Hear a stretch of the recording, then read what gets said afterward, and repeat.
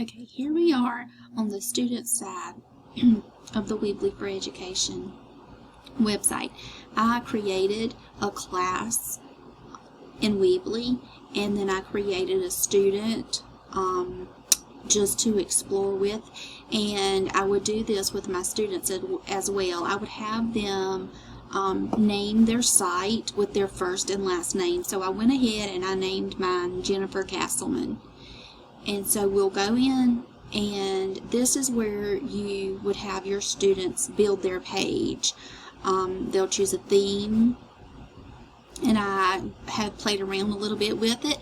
So here I had already chosen one theme, but you can go in and you can change your theme. So you would go over to the left hand side and you would choose change theme. And for some reason it has been really slow the last couple of days, so just bear with me. So here we are where we could change the screen, and since I like being outdoors, I'm going to change it to this capturing moments one.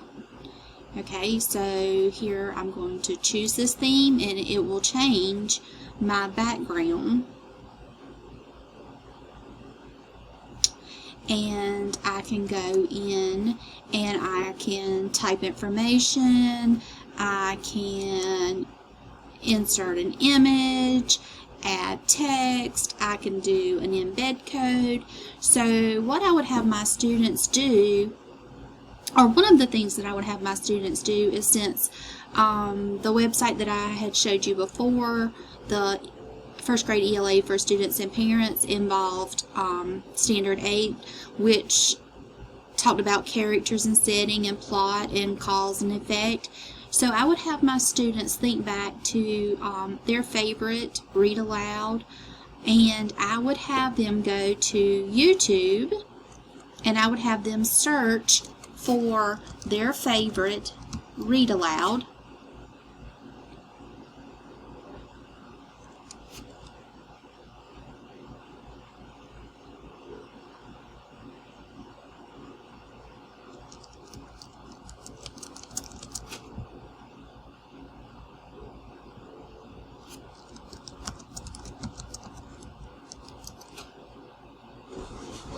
And once they find that read aloud, I would have them copy the link, and then they would go back into their Weebly site. They would do this embed code,